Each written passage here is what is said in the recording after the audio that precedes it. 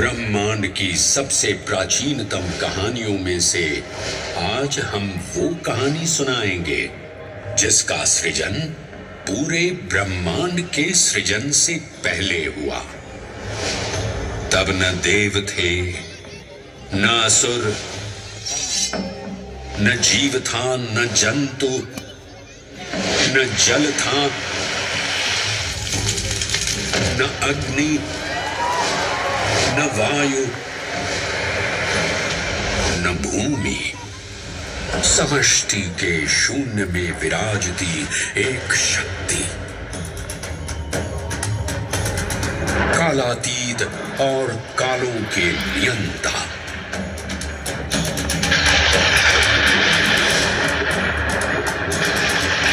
विधाता भी और विध्वंसक भी, अखंड, अचल, अविनाशी। ये कथा है उस महादेव के महाकाल स्वरूप की, जो सृष्टि के आरंभ भी हैं और काल के आगमन भी हैं। वे ही काल के सृजन करता और नियंत्रण करता भी हैं।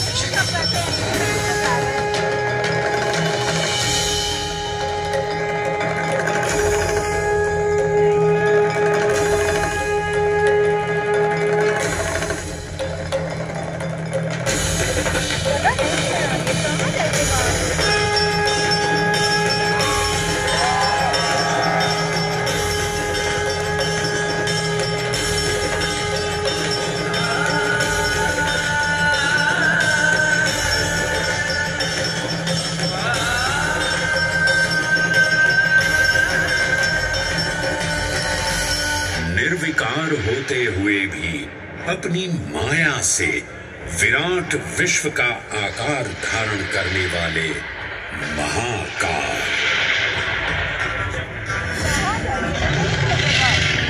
मेरुगिरी को धनुष और भगवान विष्णु को बाण बना दैत्यों के 3 पुरों का नाश करने वाले महाकाल। वो महाकाल जो तीनों लोकों में विद्यमान सभी शिवलिंगों में प्रधान है।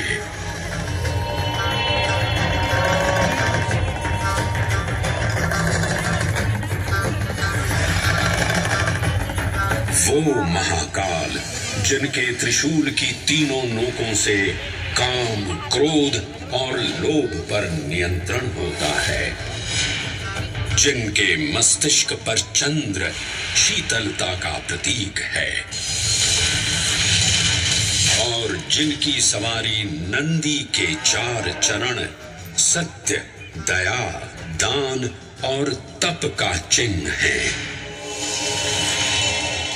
हरे हरे महादेव, हरे हरे महादेव, हरे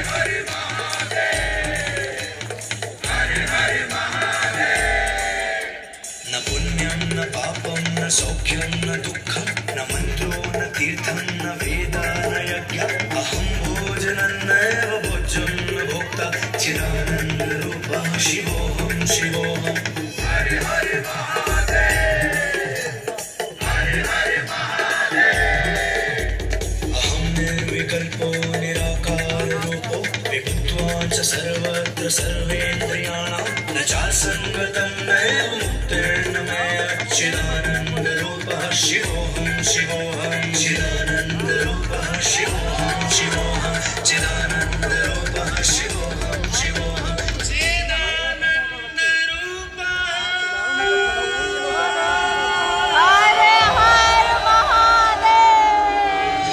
वराह पुराण में कहा गया है, नाभिदेशे महाकालस्तन्नाम्ना तत्र वै हरः, अर्थात नाभिदेश उज्जैन में स्थित भगवान महाकालेश्वर तीनों लोकों में पूजनीय हैं।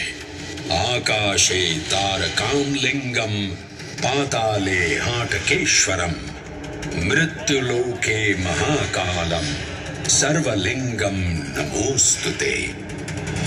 आकाश में तारक लिंग के रूप में, पाताल में हाटकेश्वर के रूप में और मृत्युलोक में महाकाल के रूप में स्थित भगवान शिव को प्रणाम। समस्त लिंग स्वरूपों में विद्यमान भगवान शिव को सादर नमस्कार। नाभिदेश उज्जैन का अटूट बंधन है महाकाल के साथ, जो महाकाल स्तोत्र में उल्लिखित है। उज्जयिन्यां महाकालम महाकालेश्वरम हरम महाकालम महायोगिनम नमामि पार्वती पतिम। तो चलिए मैं आपको कथा सुनाता हूँ इसी महान उज्जैन नगर की। उज्जैन, जिसे संस्कृत साहित्य में अवंतिका, विशाला, कुशस्थली, पद्मावती, कनकश्रृंगा, स्वर्णश्रृंगा, प्रतिकल्पा, कुमुदवती और अमरावती के नाम से पुकारा गया। उज्जैन, जो मनुष्य को मोक्ष प्रदान करने वाली 7 नगरियों में से एक है। उज्जैन, जहां 84 महादेव का आशीर्वाद प्राप्त है।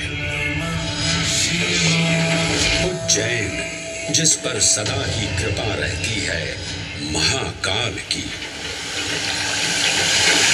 यहाँ सतत क्षिप्रा नदी की निर्मल धारा बहती है।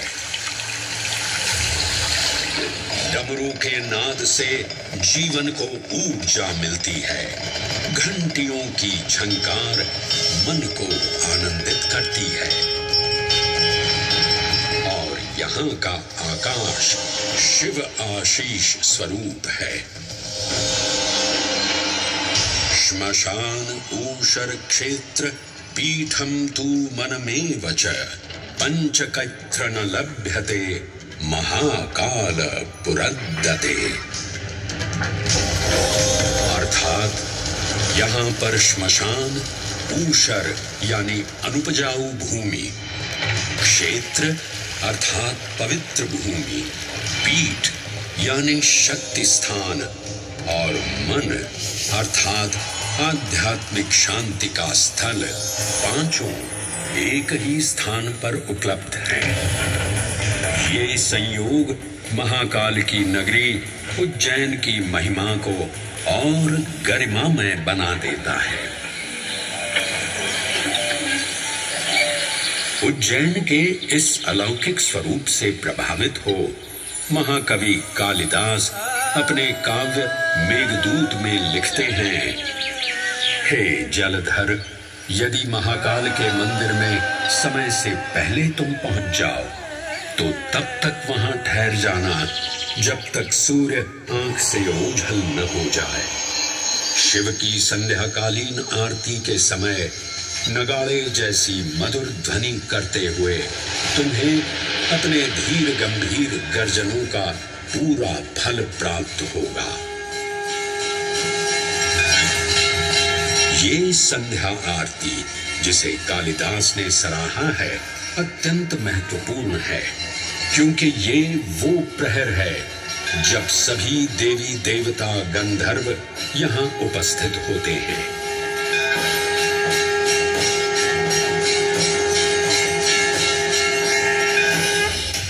उज्जैन की महिमा अद्वितीय है। सतयुग, त्रेता युग, द्वापर युग और कलयुग, हर युग में इसका अप्रतिम महत्व रहा है। इस काल यात्रा में सबसे पहले आपको सतयुग के उस कालखंड में ले चलता हूं जहां देव और दानव एकत्रित हैं समुद्र मंथन करने के लिए। मन की आंखों से कल्पना कीजिए, भगवान विष्णु ने कूर्म का रूप ले मंदरांचल पर्वत को अपनी पीठ पर उठा रखा है।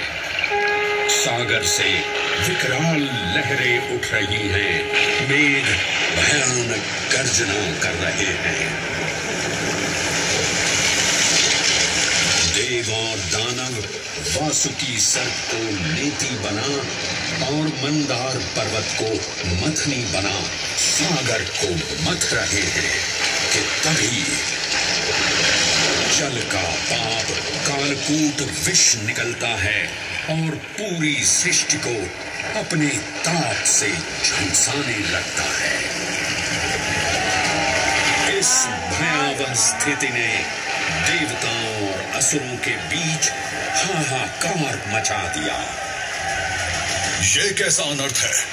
लक्ष्य था अमृतत्व का, पर अब मृत्यु की विकराल छवि हमारी आंखों के समक्ष मंडरा रही है। इस भयंकर संकट से केवल वही उद्धारकर्ता मुक्ति दिला सकते हैं जो समस्त विश्व के परम संरक्षक हैं। तभी सब महादेव की शरण में जाते हैं और पुकार लगाते हैं, ओम नमो भगवते रुद्राय। और फिर तुष्टा महादेव भक्तों की गुहार सुनते हैं, कैलाश से उतरते हैं, विष को अपनी अंजुलि में भर अपने कंठ में धारण करते हैं।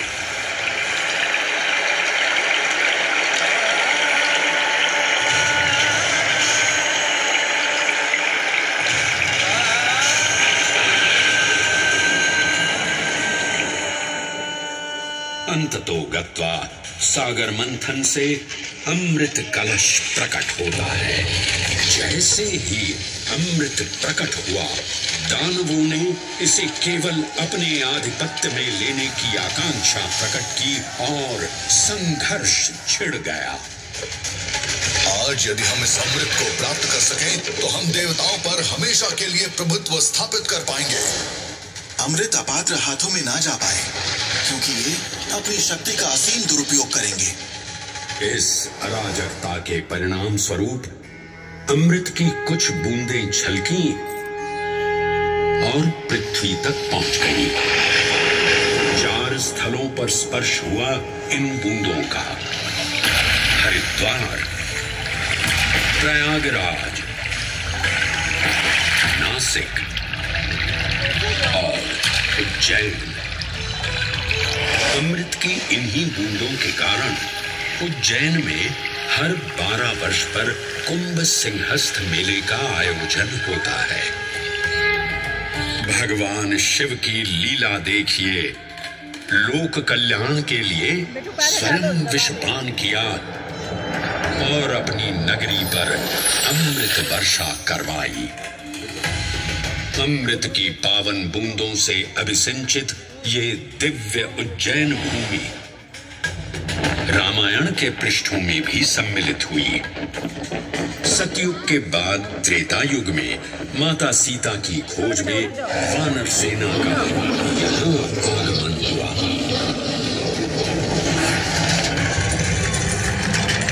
समय की इस यात्रा के माध्यम से अब प्रवेश करते हैं वाल्मीकि रामायण के किष्किंधा कांड में। जब वानर राजा सुग्रीव अपने यूथपतियों से सभी प्रमुख स्थानों पर जाने के लिए कहते हैं और उन्हें अवंती नगर यानी उज्जैन जाने का आदेश भी देते हैं। मेखला उत्कल के क्षेत्र, दशर्न के नगर, आभ्रवंती, अवंती और विदर्भ के राज्य, साथ ही माहिष्का के आकर्षक राज्य में भी पूरी तरह से खोजना होगा। एक युग भगवान विष्णु के राम अवतार से संपृक्त और अगला युग उन्हीं के एक और दिव्य अवतार से समरस होना, ये अद्वितीय संगम केवल उज्जैन में ही संभव था। परंतु एक क्षण ठहरिए और ध्यान से सुनिए। ये हैं महाकाल के 1008 दिव्य नाम। हाँ, मैंने काल चक्र को परिवर्तित कर दिया है और अब द्वापर युग का शुभारंभ हो चुका है।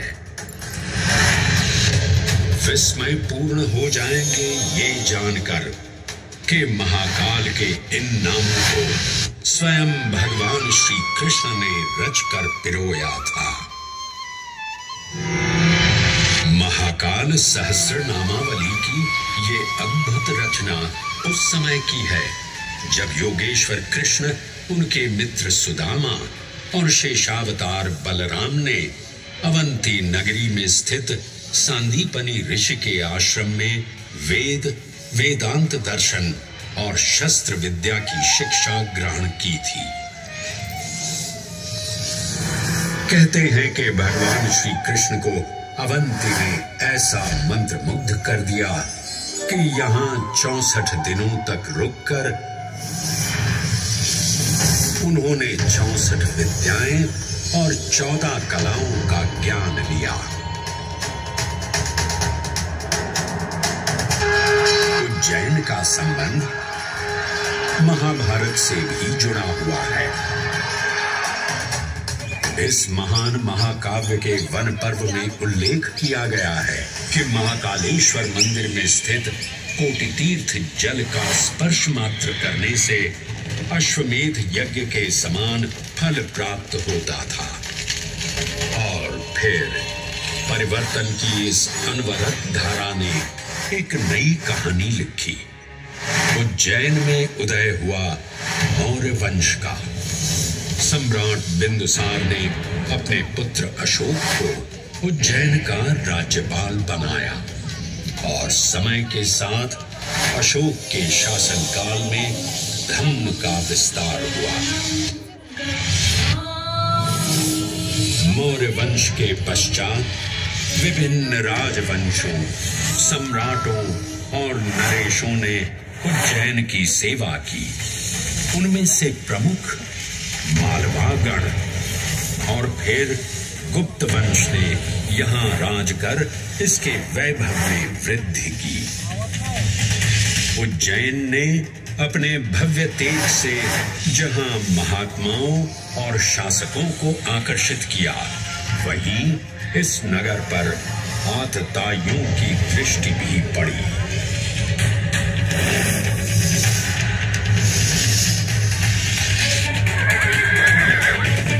शक मध्य एशिया की खानाबदोश जनजाति थी, जिन्होंने उत्तर पश्चिमी और मध्य भारत के कुछ हिस्सों पर आक्रमण कर अपना शासन स्थापित किया।